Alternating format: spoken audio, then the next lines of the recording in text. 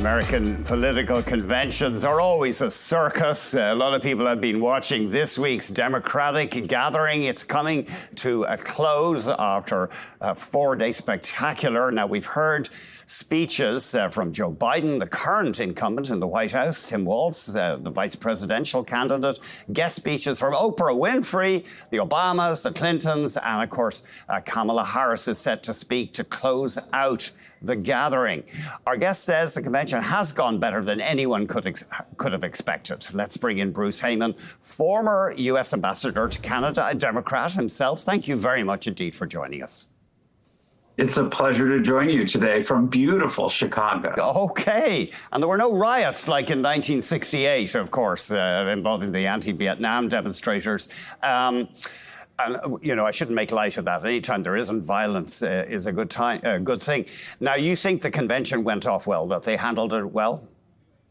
I think it went off like clockwork. I mean, you know, there was always concern coming into whether or not Kamala was going to be the nominee or not a few weeks ago, and whether Joe Biden was going to be the nominee. And the Democrats were in a bit of turmoil. And it was literally 4 weeks ago today that he stepped away and handed the baton over to his vice president. But in these short 4 weeks, we've seen the Democratic Party completely coalesce together. They reoriented the convention all around her and the path forward. In many ways, you see it as a baton passing. We've had former presidents all speaking, but lots of young and enthusiastic people all engaged. And last night I had the opportunity to bring our two eldest grandchildren, two granddaughters, and they were so excited and enthusiastic that, you know, it shows how this new ticket is really engaging people across the entire spectrum.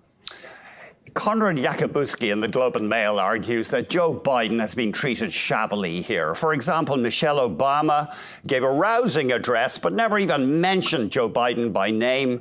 Her husband, Barack Obama, the former president, said, OK, history will remember Joe Biden as outstanding. But he said, now the torch has been passed. Well, Mr. Biden is in office for another 5 months. So do you think he has been shortchanged here? I don't think so. And I know a lot of the Biden team, and the people that I've talked with didn't reflect that to me at all. In fact, but what a convention is, and let's just be clear for everybody, this is the time where we select the nominee to carry the party forward into the next election and hopefully the next 4 years. That's the purpose of our convention, nominating the next person moving forward. That's the difference between these two parties right now. One is looking backward, and another party is looking forward. Much more youthful, much more vigorous, much more reflective of the American landscape. And the other is looking back at policies that are quite a bit antiquated, old ways of thinking, and a candidate who is literally the oldest candidate ever to run for president. I mean, we should note that Mr. Trump is different from any other presidential candidate, I believe, in U.S. history, in that he verbally disputed the result of an election with no evidence. I mean, that is a threat to democracy. There's no doubt. He's not a normal candidate. We should mention that. Is there that much difference, though, when you come down to it, between the Democrats and Republicans? Mr. Trump brought in trade barriers, and Mr. Biden stuck with many of them. So, you know, at the margin, you may see some similarities, but the differences now are quite stark. And I would say you're absolutely right if you talked about traditional Democrats and traditional Republicans. But tradition for the Republicans have been thrown out the window. You have MAGA.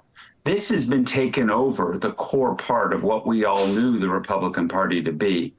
What has happened over these last few days are teams of Republicans, former Republicans, or sitting Republicans that have come out in support of Kamala Harris. They're not Democrats.